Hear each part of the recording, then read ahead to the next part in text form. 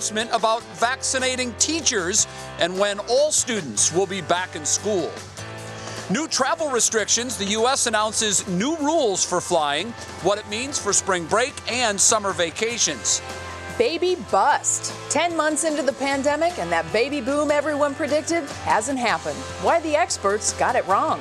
And complimenting Cleveland. The shoes are adorable. Our Mike Polk Jr.'s hilarious mission to spread some cheer for National Compliment Day. Turns out not everybody can take a compliment. What's new starts now. And now, live from WKYC Studios, this is What's New.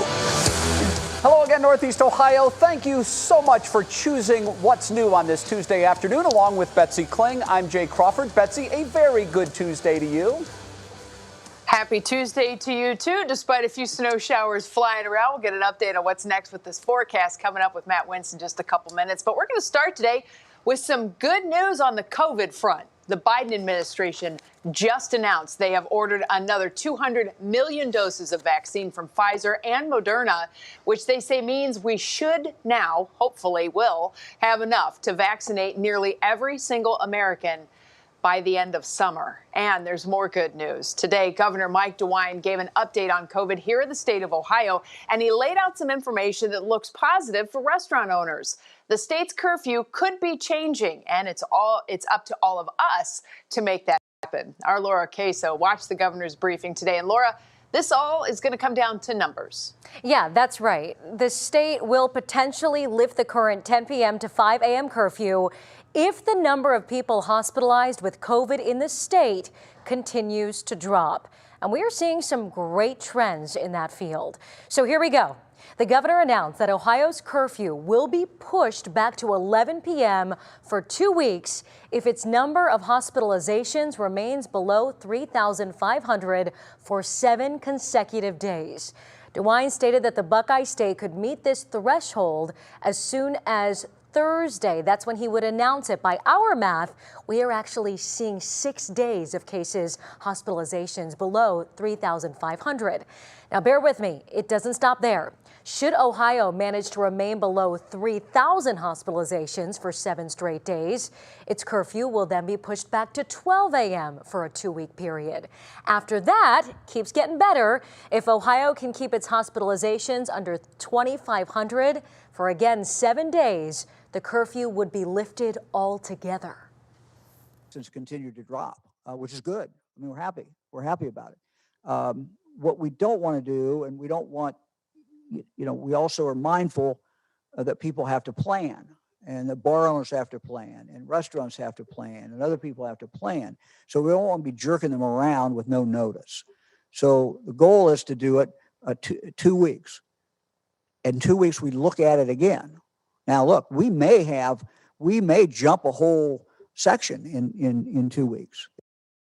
And listen, he says that he's really optimistic about this, something that he says he hopes will happen. One other thing, DeWine says he is planning to get all teachers who want to get vaccinated to get their first dose in the month of February. Earlier, he had said that most teachers would get vaccinated starting February 1st. Again, he says he hopes that all teachers in the state of Ohio can get their first dose in the month of February. Obviously, Betsy, with the hope of kids going back to school March 1st, back in the classroom. Mm-hmm. Yeah, that's definitely kind of the end goal out of all this. And with the orders for new vaccines for the entire country coming out, hopefully we can kind of get everything lined up and organized and get this going, because everybody's certainly ready to move beyond it. Laura Queso, thank you so much for that. Jay?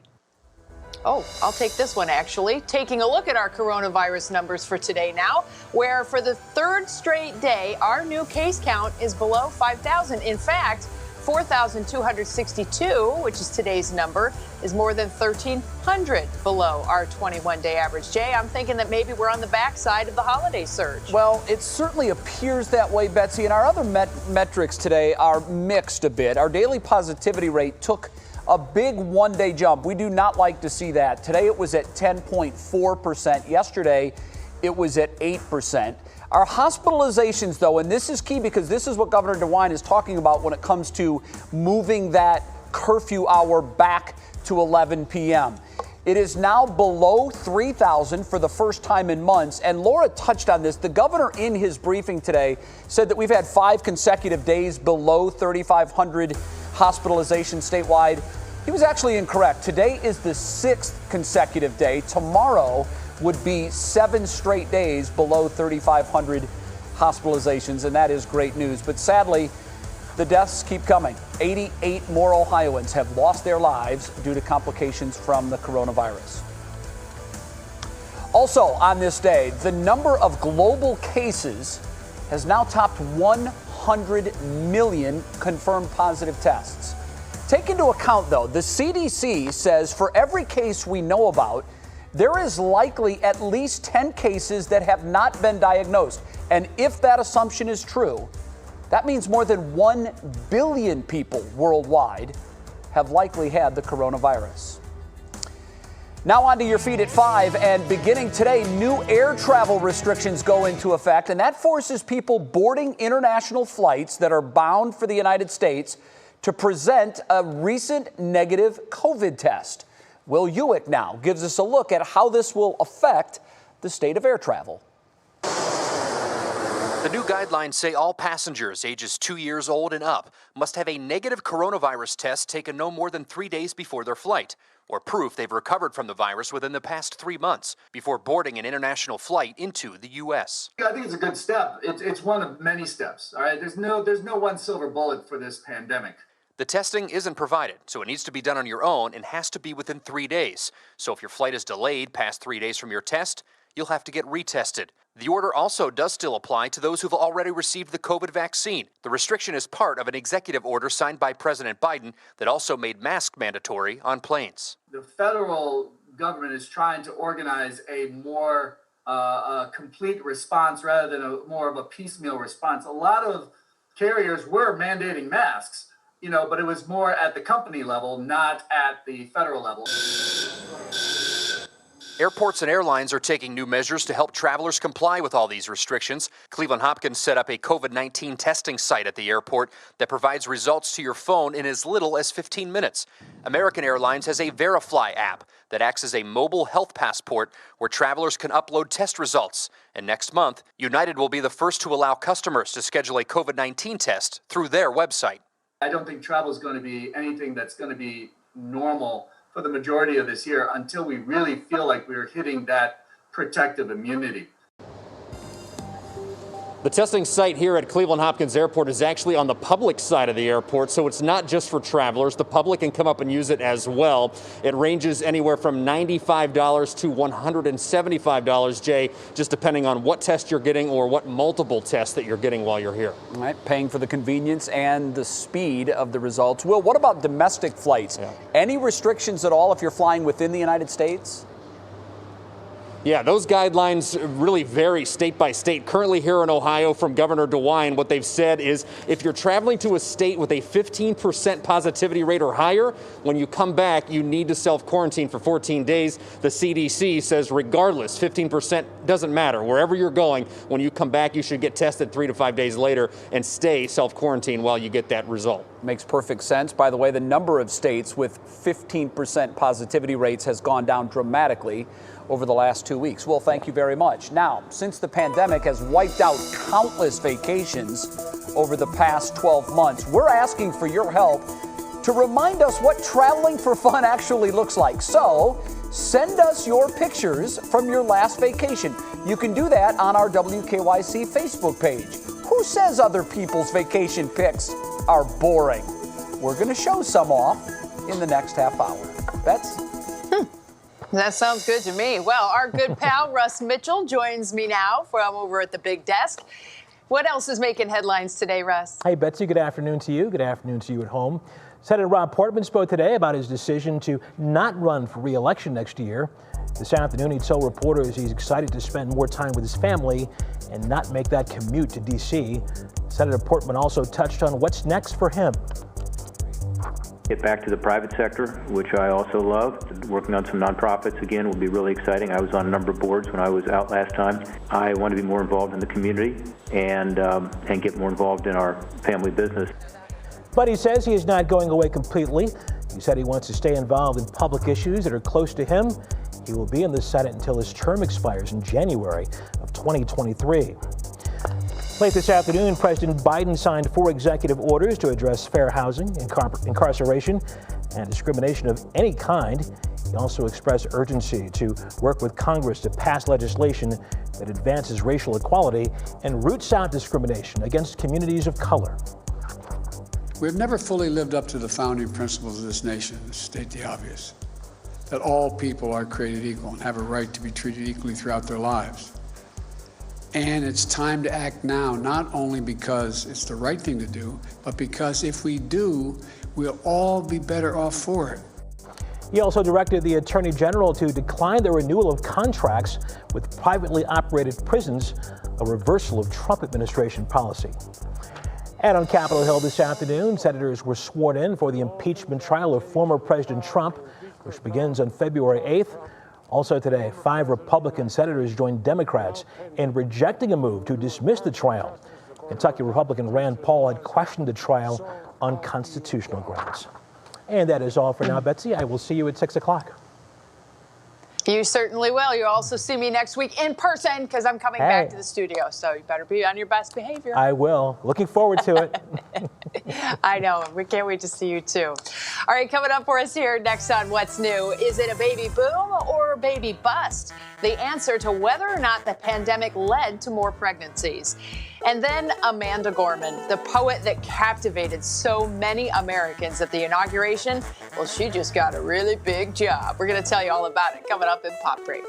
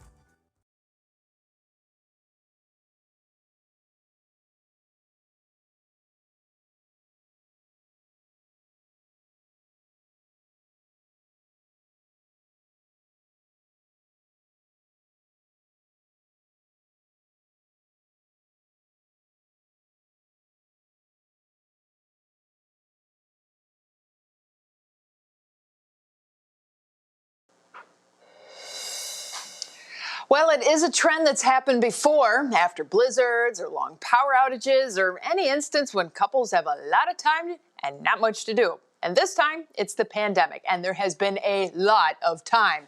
Many people have joked that COVID stay-at-home orders and quarantine would lead to a new nationwide baby boom. But some researchers predict we might actually see the opposite. Shelby Parker of Ohio is the mother of a 2-year-old girl. She and her husband, Ben, had hoped to deliver little Abby a sister or a brother fairly soon. We always kind of imagined having 2 kids, having them just a couple of years apart. But when the pandemic hit, it changed everything. It just felt irresponsible to bring a kid into this world. Couples having lots of time stuck at home led to many jokes about seeing a surge in births 9 or 10 months later. But it looks like that baby boom is actually a baby bust. Eliana Doctorman recently wrote an article about it for Time magazine. So I think that it just comes down to people are not able to afford both in terms of money, but also emotionally. The Brookings Institution estimates this year could see a dip from 2019, approaching 300,000 fewer births. And Doctorman says lower income women, especially minorities, are disproportionately affected. There simply is just not enough childcare available. Schools are closed. And so somebody has to take care of the kids. With jobs and health care uncertain, plus the threat of getting COVID in the hospital, it appears many couples are actively trying not to conceive. Many women just got very, very exhausted and thought to themselves, can I take on the demands of a pregnancy or the demands of newborn care? For Shelby Parker, it's led to a feeling of mourning. I am so incredibly grateful for the beautiful, healthy daughter that I have. But, you know, you have this picture of a family in your head, and I always pictured my family with 2 kids. But with vaccines being distributed and more on the horizon and a recovering economy, things can change in a hurry. Another potential baby boom can always be less than a year away. Now, here's something to think about. Super Bowl babies are also believed to be a thing, right? Mm-hmm. Well, you know, a team winning the Super Bowl, there's a baby boom in the area. Well, the U.S. National Library of Medicine did a study and found that there's not really a clear pattern of increases in the number of births in winning counties 9 months after the Super Bowl. Sorry, guys. But they also found that births at the state level even were not impacted. Now, this goes for playoff games, too. So no Browns playoffs baby boom in the offing. Yeah, that doesn't surprise me at all. I've read a couple of studies on birth rates, and almost all of them concur on one thing. Birth trends in the U.S. tend to follow the economy. When things are good economically, there are booms. From 1988 to 2018, Betsy, that's a 30-year stretch. The birth rate in the United States went down every single year. They were actually up slightly in 2018 and 2019, and experts believe it's because the economy was good. Good economy, more babies. Yeah, makes sense. Yeah, sure. And lots of people making those plans, and it does cost money to have a baby. Tell me about it. Yes, it does. Okay. Speaking of that, let's bring in Matt Wintz. And Matt knows a thing or two about having a baby during a pandemic. His youngest son, Wyatt, was born during this pandemic. All the stories that you guys can tell 10 years from now. So that's your weather word today. It's Wyatt, because I love when you work your kids into the weather forecast. It just makes me smile, buddy. It really does. Yeah. Well, I appreciate it. I've got a lot of feedback on that, too, recently, Jay. So we're still going to do some playroom shots here and there. But, good. I mean, I can't beat the man cave, and I think Wyatt's sleeping upstairs as well. But that's going to be tough to work into the forecast. I know it is. We'll get to it somehow. Yeah, I appreciate that one on a Tuesday, Jay. That's great. My brain works the slowest on Tuesdays. You can see the big picture across the country where we're dealing with that storm. That really wasn't a whole lot across the area. This is a 18-hour look, so you saw some of the freezing rain changing to rain this morning that worked through. Some icy wind shields out there, and you can see we're now on the backside. Colder air swinging in here. We will have some light snow showers overnight tonight. We'll likely kick up some lake effect flurries as well. We had a decent push of some wet snow and rain earlier this afternoon, but you can see now we're just dealing with, and this radar is cranked up. This is literally just some very light flurry activity. Again, I think this will ramp up a little bit as we get more moisture tonight, but nothing in terms of accumulations that we have to worry about. Temperatures are coming down. We were in the low to mid 40s down towards the southwest or southeast earlier today, but we're bringing in that cold air. You see those little lines. That's that northwest wind that will chill us down back into the 20s tonight. But who cares about the temperature? It's all about this number. This is what it feels like outside. Yeah, low 20s as you get out towards the west. So we certainly have that chill back in the atmosphere again. And we're going to stay there. It looks like the next 100 hours we're going to be below freezing around here once we hit that tonight. We've got a pretty cold spell out ahead of us, as you'd expect for late January. National Design Mart hour-by-hour forecast. Tonight we're dealing with the clouds. There will be some scattered flurries around the area. As Wyatt's waking up at 3 a.m., you can see we are going to have partly cloudy skies to mostly cloudy skies up there. I'm not the one getting them tonight. Yes, it's Mama's turn anyway. You can see tonight she's shrieking upstairs. You can see tonight we're dealing with just some flurries around the area. It will be a colder start to your Wednesday morning. Tomorrow, I think more of the same. We're going to be locked into a lot of clouds across northeast Ohio. Will likely trigger some lake effect flurries and snow showers in spots. Nothing particularly organized, but again, you bring that cold air across that open lake water this time of year, and that's certainly what we get. In terms of snowfall totals over the next 24 to 48 hours, you can see we may kick off a little bit better lake effect snow on Thursday. There'll be a system down to our south that kind of drags more air in, so we're only talking perhaps a couple inches in the snow belt over the next 2.5 days. Otherwise, just a trace amount. Not really a whole lot going on. I did some digging in terms of the numbers. I usually grill and barbecue at least one day in January. 81% of Januaries over the last 26 years, we've had a day above 55, just at least one day when you get these warm-ups. Are there any in the future? No. In fact, we get colder around here, and that cold Arctic air is going to be flirting with us all the way through next week. And it doesn't look like we're going to have that 55-degree barbecue day, at least through the rest of January. The Union Home Mortgage 7-day forecast, 2 cold days, Thursday, Friday, some lake snow. And then we're going to talk more about this in our next half hour. Sunday, Monday, decent storm comes in here. Looking pretty snowy as of right now. Jay, we'll give you the details coming up again in the next half hour. So we'll send it back to you there in the studio. Matt, very well done. I miss 55-degree days. Hopefully someday soon. Early February would be great. Okay, next on What's New, paying tribute to the late Kobe Bryant and his daughter Gianna 1 year after their untimely deaths. We share a message from Kobe's wife and Gianna's mom, Vanessa. Then we are lifting your spirits with these 2 pups. They are worth the watch, and they are precious. And as we head to break, we're continuing our Save Our Sauce campaign at a Lakewood favorite, Salt, on Detroit Avenue. Salt specializes in globally inspired small plates, plus cocktails, beer, and wine. They're always changing up their menu, and now they offer family-style to-go meals on the menu. They call table salt, which I think is pretty clever.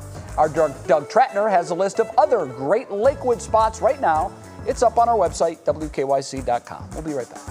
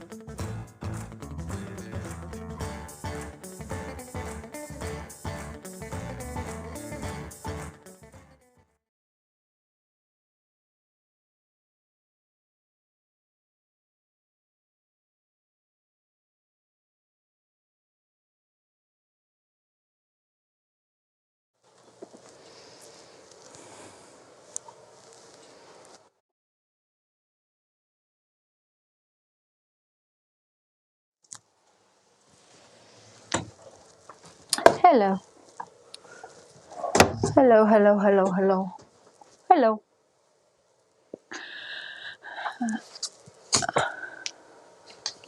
Okay.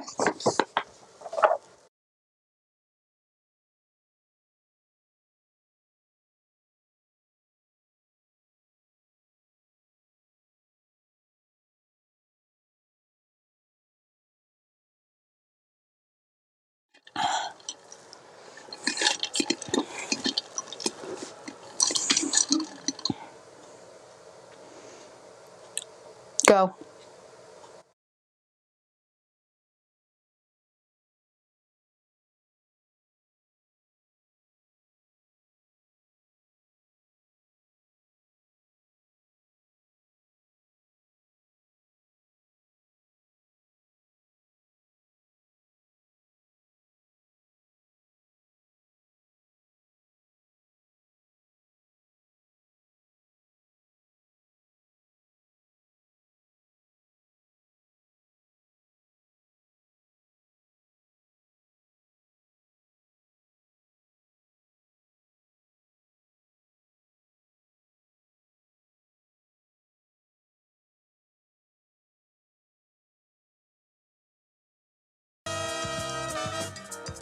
In today's pop break, Amanda Gorman, America's newest poet, is adding to her resume. Plus, Demi Lovato returns to the silver screen. Here's Kiera Cotton with all the details.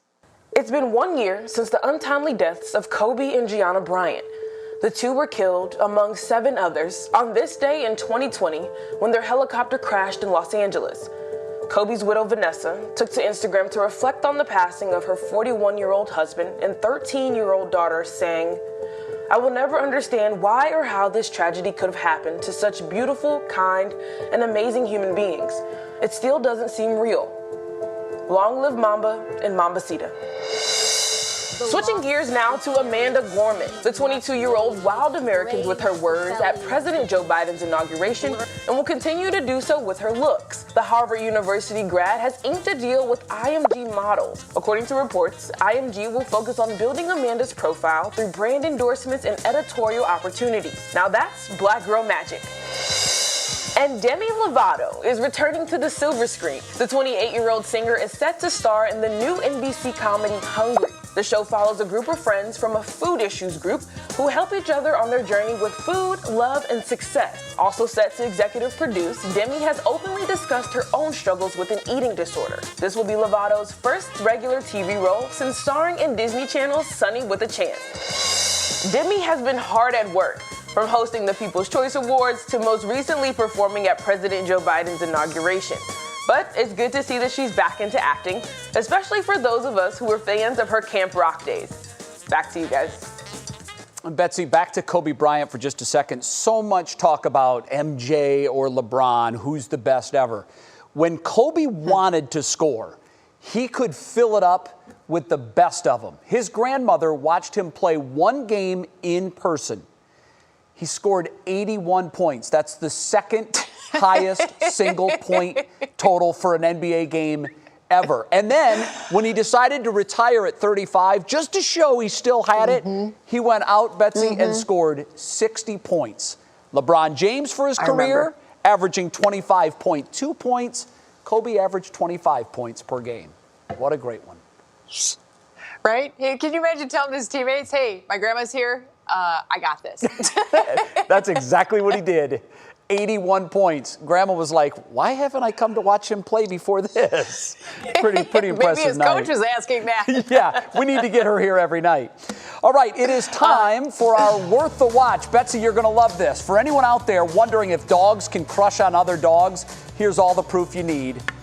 These dogs are best friends forever. The tan dog is named Newt. The dark dog is Paulie. Paulie is a rescue from Hungry. And Betsy, they're just inseparable. Newt cannot keep his paws off of Paulie. And if you're not smiling, just watch it again. And I dare you not to smile at this. That is something. That's the kind of stuff you love to show your kids, too. And everybody gets a little joy out of it, for sure. Good day to cuddle up with your best friend, too, you know? Absolutely. Like a little chilly out there. Well, still ahead for us here on What's New, senior health correspondent Monica Robbins. Man, has she been busy? Well, she's staying busy because she's got more on her plate. She's going to tell us where the COVID vaccine stands for kids. And then Mike Polk Jr. attempts to compliment strangers for National Compliment Day. You can imagine how this goes down here in Cleveland. We're going to show you coming up.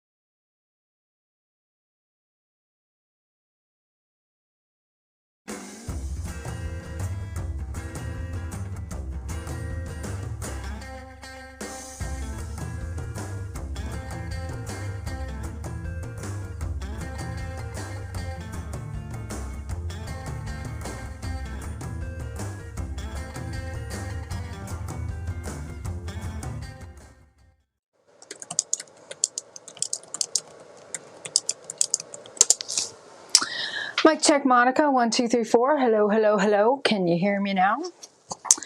Currently, the Pfizer vaccine is approved for kids 16 and up. Moderna is 18 and up.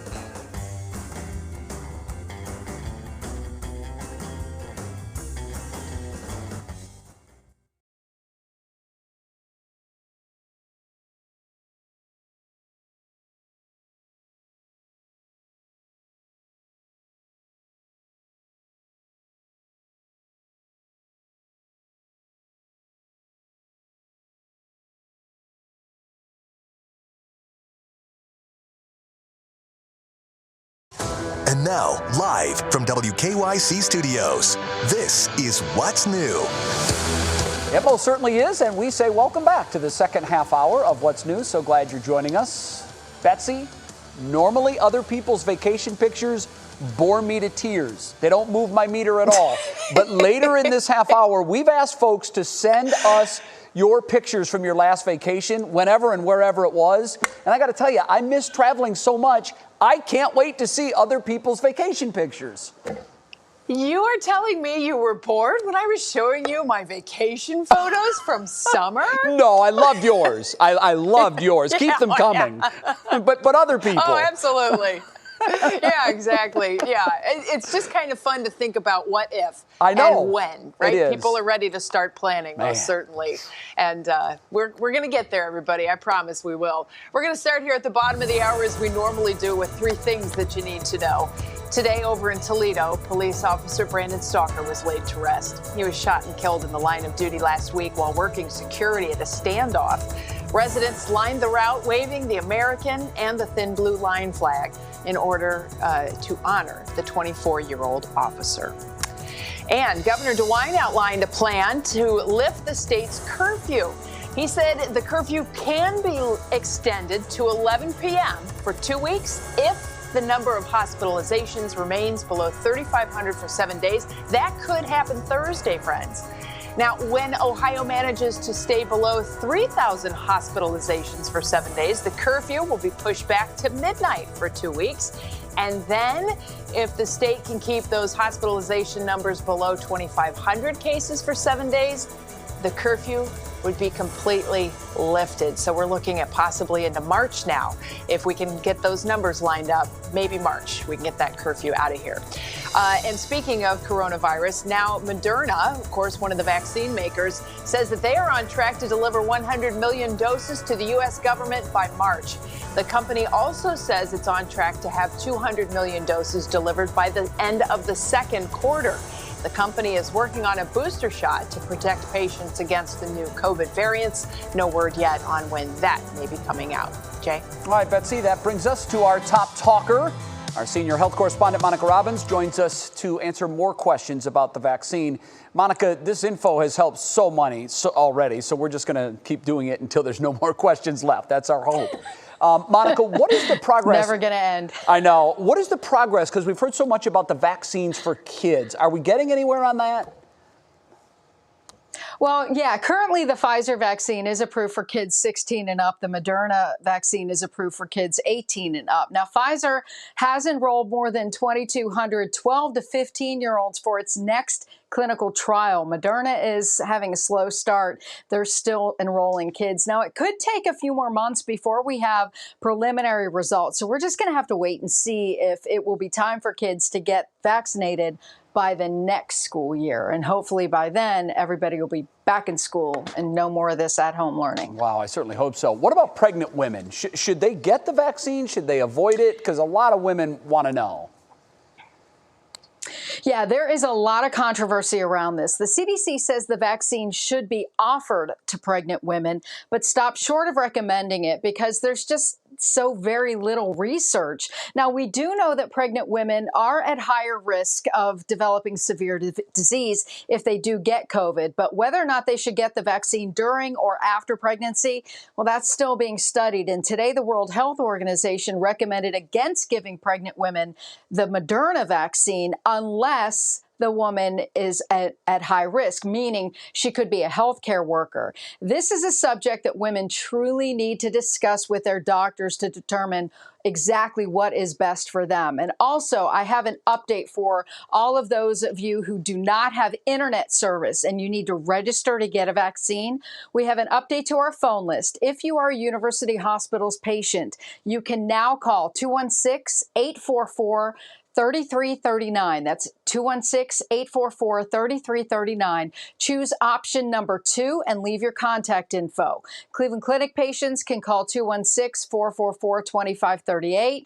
If you don't use those systems, you can try calling the United Way's 211 helpline or the Western Reserve Area Agency on Aging at 844-304-0004. And they can help you with registration and, in some cases, transportation to your appointment as well. Again, these numbers are only for those who do not have internet access, 75 and up, and everyone else should sign up online. And you can go to our vaccine resource page at WKYC.com for a list of all those locations you might need. And don't worry, if you miss these, I will give these numbers out again at 6 o'clock. And we'll talk about medications and the COVID vaccine, what you need to know if you happen to be taking anything else, Jay. Okay, Monica, quickly before we go, a little pop quiz here. We just heard the news that the government has purchased 200 million more doses. We know that this is a double dose, so that would take care of another 100 million Americans, correct? Well, yeah, technically, but remember, you're talking 100 million from Moderna and 100 million from Pfizer as well. So, yeah, but regardless, we're still talking 100 million doses. But tomorrow at 5 and 6, I'm going to be talking about the update on our vaccines, where we are, and also what people need to realize about that Pfizer vaccine. We thought we could get 5 doses. We now know we could get 6. But how does that impact the delivery of the additional vaccines that we're getting? And are those getting counted into the numbers? Okay. So I'll work it all out for you tomorrow. Monica, great information. Thanks as always. Sure. On the flip side of the break for us, what happens when Mike Polk Jr. tries to give strangers a compliment during a pandemic? This is going to be very interesting. And then, of course, we all know Valentine's Day is not that far away. We have some ideas to help you treat your sweetie. And, of course, we'll be keeping a very close eye on the forecast. Matt, what you got for us? Well, I know a lot of people are hoping for a cold, cuddly Valentine's night, so I'll let you know if that's coming in the coming days. But as we take a live look at CSU Cam right now, we've got the clouds. There's more snow in the forecast tonight, and then a look out west. Boy, are they going to get hammered by a storm. How does this impact us on into the weekend? We've got the details coming up.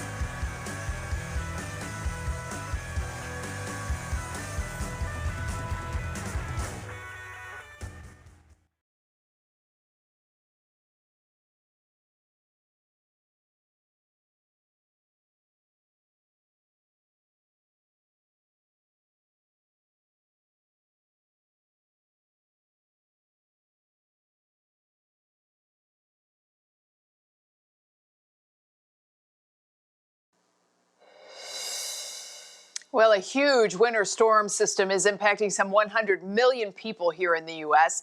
On the southern flank, severe storms raked across Alabama last night, spawning a tornado around 10:30 p.m. in Fultondale, just north of Birmingham.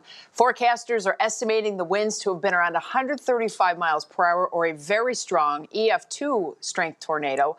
One person confirmed died, and more than a dozen were taken to hospitals. Search and rescue teams are still combing through the damaged areas. And Matt, that is the same storm system that was responsible for the snow and the icy mix we ended up with here in Northeast Ohio. Also very snowy out in some of the plain states. It's been a huge storm system in terms of, length and width, but the good news is that one is outbound. Yeah, absolutely, Betsy. Outbound for sure. And if we even track that back earlier last week, it was impacting areas of Southern California. They had feet of snow up in the mountains. So I tell that because there's another storm heading into areas of the Baja California and areas of the West Coast that will affect us later on. I heard someone in the background. Is that Violet? We'll take a look here in a little bit. We'll find out what's going on. Always good working from home. We've got colder temperatures working into Northeast Ohio now. We're on the backside of the system. As Betsy mentioned, you can see 40 down in Dover, New Philly. You'll be in the 30s shortly. Meanwhile, we're low 30s up towards the lakeshore. We're all heading back to the 20s tonight as that cold air works back in. And as it does, we'll kick up some flurries and snow showers. You can see just some very light flurries, kind of misty, murky. You saw it there on the CSU cam. That's going to stick with us tonight. We will see some of the snow pivot back in here, and it will obviously attach itself to some of that lake moisture. So I do expect some snow showers tonight. We could have some flurries tomorrow as well. Nothing that well organized, though, as a lot of this moisture is going to be limited. Your National Design Mart Hour by our forecast. Clouds tonight. Periodic flurries. Temperatures, yeah, they're going to be cooler than where we were the last couple hours here. We made it in the 40s today down towards the south. Tomorrow, much more of the same. We'll be locked into the clouds. I do think we'll kick off some more lake effect snow showers and flurries near the lake, especially later on tomorrow. And that trend continues into Thursday. There's going to be a system with some snow that slides down to our south. That'll help to kind of grab some of this moisture from the north and kind of kick up some of our lake effect. I think the best day for that is Thursday. Speaking of Thursday, these are the wind chills all day on Thursday. We get some cold air out of Canada with this. I think we stay in the single digits for wind chills all day. That'll likely continue on into Friday as well. All right, transitioning now to that West Coast system. This is the drought across the U.S. If you haven't been keeping tabs on this, they've just had some serious drought over the last year or so. All those wildfires out west, there's a large area of expansive, extensive drought and even exceptional drought out there. This is the godsend for them, this huge system. They've had several now with the storm track coming through Southern California, but this one is icing on the cake. 6 to 7 feet of snow. We're talking over 100 inches of snow in areas of the Sierra Nevada. This system, as it over the next couple days pummels the west, will eventually head out into the plain states. This is going to be our next system to watch here in Northeast Ohio. Area low pressure in the plain states. Track will change, intensity changes, but as of right now, we're looking kind of snowy around here. Perhaps on Sunday into Monday, we get cold air back in behind that. So that'll be the next thing on our radar. Always like to keep you up to date on that. Union Home Mortgage, 7-day forecast, cold days on Thursday, Friday. And then there's that warm up out ahead of that next system this weekend with some snow and some mix around Sunday, Monday, and some lingering on Tuesday. So Betsy, I just want to confirm, are we still on to head to Jay's on Friday morning for the vacation pictures that I was going to show? Yes, socially distanced across his yard. Yeah, we'll make sure that happens. You can take your family to the front yard. We'll do the backyard. Yeah, exactly. We could totally make that happen. And yeah, you're right. Yep, Violet's here. Say hi. Yep, in the background. Hi, all right, Mr. J, we'll see you very soon, apparently. Oh, she is adorable. Yeah, Friday. I've noticed she's a touch camera shy, though, Betsy. Just a touch. She pretends to be, yeah, and it's kind of funny. I don't know why. It's cute. Okay, seems like there's an unofficial national holiday for just about every day of the year. This past Sunday, January the 24th, was not only Beer Can Appreciation Day, who knew, it was also National Peanut Butter Day and National Compliment Day. So with that in mind, our Mike Polk Jr. thought, given this stretch of isolation and dreary weather, why not brighten some people's days and go out and pay his fellow Clevelanders some compliments? How did that go? I have a feeling it was very funny. Take a look. So I saw that it was National Compliment Day, and my first thought was, oh, I'll go out around and compliment people. But then I was like, oh, I can't really do that. That'd be weird because there's a pandemic, and you got distance, and it's cold, and nobody wants that. But then I was like, no, you know what? That's exactly why I need to do it. I'm not gonna skip National Compliment Day just because it's hard to compliment people today. So I just had to make some accommodations. So first of all, I had to bundle up because it's freezing out. It's kind of hard to establish a connection already because you got the mask right now and you're bundled up. And then you also have to have the distance, so I brought a megaphone. Thank you for fixing that. I wouldn't know how to do it. So I could compliment people from afar. Your earmuffs are excellent. Felt like maybe it was coming off as a little bit much. Thank you for being responsible of paying for that. A compliment is only as good as the place that it is coming from. And it has to come from a place of sincerity. Good dog. Very obedient. And you have to make an actual connection with the person for it to have meaning to them. You seem like someone that would help a friend move. And honestly, that's pretty hard to do right now. Not that I didn't try. And I will compliment you on that fab jacket. Yeah. I complimented people in the cold for the better part of the day. You walk with grace. Not everybody was on board with it. That mask is adorable and fashionable. I don't even care. It'll sink in later. She'll hear it later on. Some people seem very appreciative. I like your pullover. Thank you. Most people just seem kind of weirded out and confused. The shoes are adorable. If you don't have some kind of a connection with the person, then the compliment is almost meaningless. Great job always making them pay. And it's hard to connect in 12-degree weather behind masks during a pandemic, particularly with strangers who don't know you and probably just want to get to work. That tiny little vehicle rules, and so do you, sir. I know that I made some people happy, probably not most. Great work. It looks really transparent. But most importantly, I did not just give National Compliment Day a pass because of how, everything is. I'll say it. Great job, Mike. Good job, man. That felt empty. Happy National Compliment Day, everybody. You all look amazing. Is that a new sweater? Oh, well, Mike, I'm going to compliment you. Thank you for making me laugh during this pandemic. Betsy, the laughs have been few and far between because everything has been so heavy. Mm-hmm. But he never fails to just absolutely crack me up. My favorite one, thank you for fixing that, sir. I wouldn't know how to do it. Oh. And the funny part is if you ever hang out with him, he does that all the time. He will randomly shout out random compliments to people just in passing. If you ever get to see him at a baseball game or a football game, you just don't know what's coming next. So you definitely have to have a little resilience as you stay with him. He's a kind soul, and going out in public with him is always a treat. He keeps you on your toes. Yes, and always interesting, most certainly. Well, still ahead for us here on What's New. 15 sweet ways to say I love you, Cleveland style, for Valentine's Day. And Panera, their new bread bowl is not what it seems. We'll give you the scoop on what it's supposed to be used for, and it's not soup.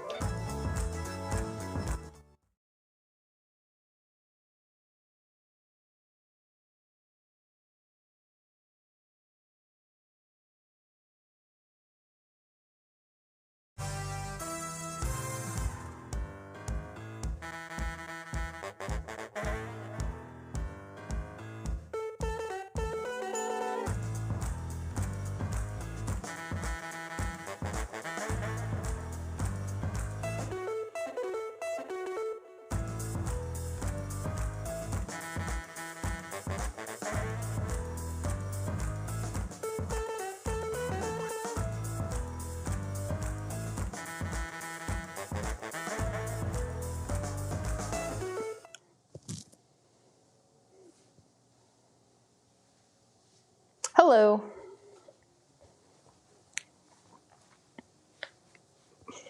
Oh, yep. You got to be careful giving LeBron James motivation, and that's what an executive did last night.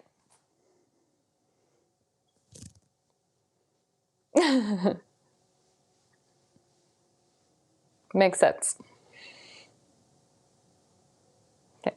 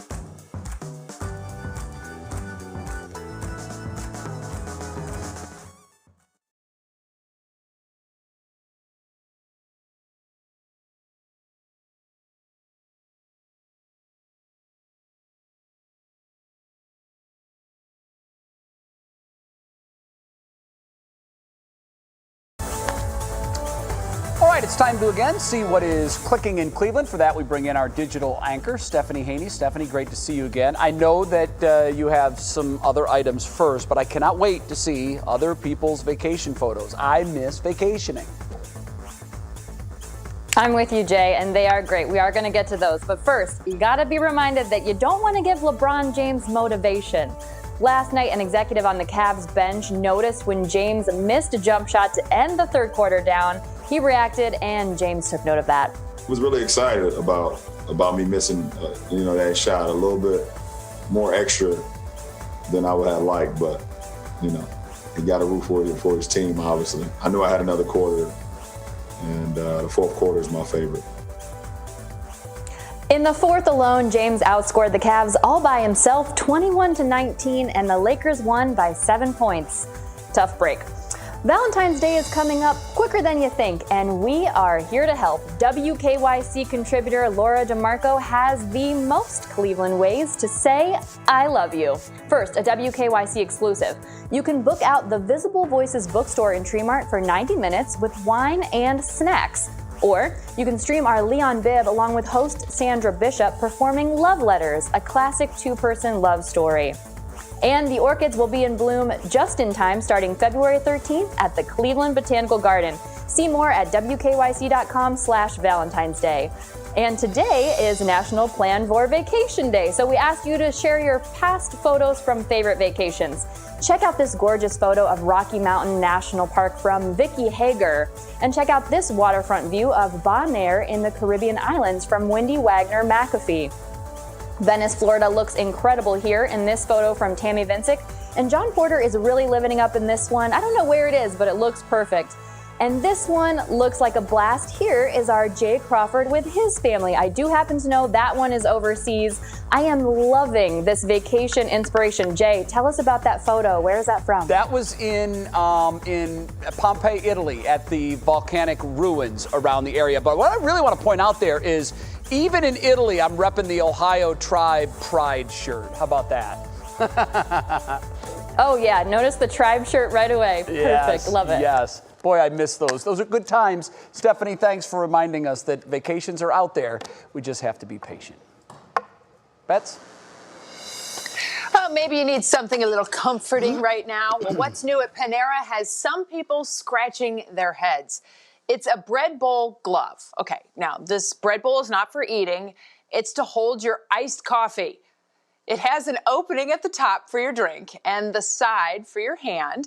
Panera created the accessory because it found that 78% of Americans will drink iced coffee in the winter, and they wanted consumers to have something to keep their hands warm.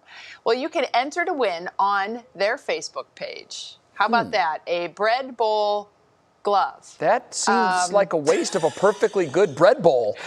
I'm hungry. The thing that comes to my head is first world probs, right? I mean, it's like yeah, that's it. It's very clever. Iced coffee is definitely a delicious treat, most certainly. I think you kind of take one for the team if you're getting an iced coffee in winter, but, You've got a nice warm bread bowl glove. Now you know how to get one. Yeah. Still ahead on what's new, meet Doodle Boy, how this passion quickly turned into a profit and his message to all kids with a dream.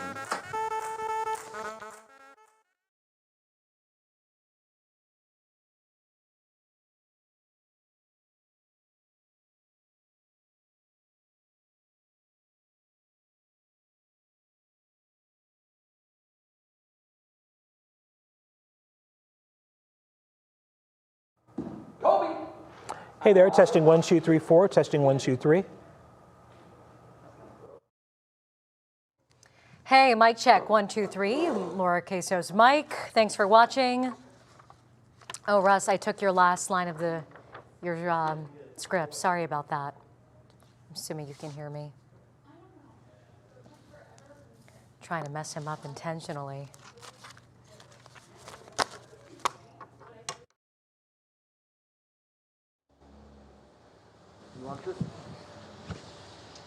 Check 1, 2, 3. 1, 2, 3. Check 1, 2. Yep. Go.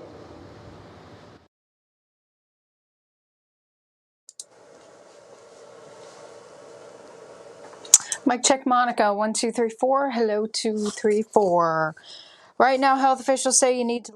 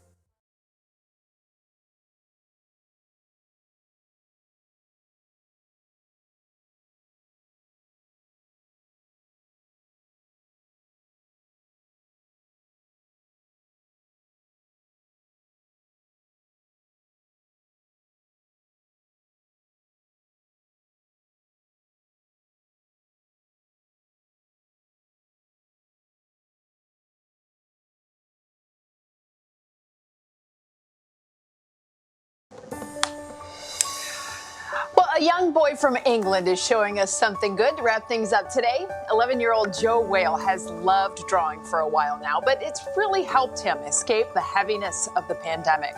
He draws everywhere, notebooks, shoes, the walls of his room even. I hope Violet's not listening. He's now known as Doodle Boy, and last month he landed a collaboration with the royal family, drawing Prince William and Kate's Christmas train tour. And this month, Scholastic announced they want to bring Doodle Boy to America. His book, The Game of Scones, will be coming out in October, and he also has a message for all kids. Mostly to do what you love. It does not just for drawing, obviously, but yeah, just do what you love. How about that? That's a really good way to get ahead in life, right? You inspire people, you make people smile. You're 11 years old, and you're starting to make some bank. That's pretty cool. What a talented little kid. That's how we say goodbye today. We invite you to join us again tomorrow at 5, What Matters Most with Russ and Laura.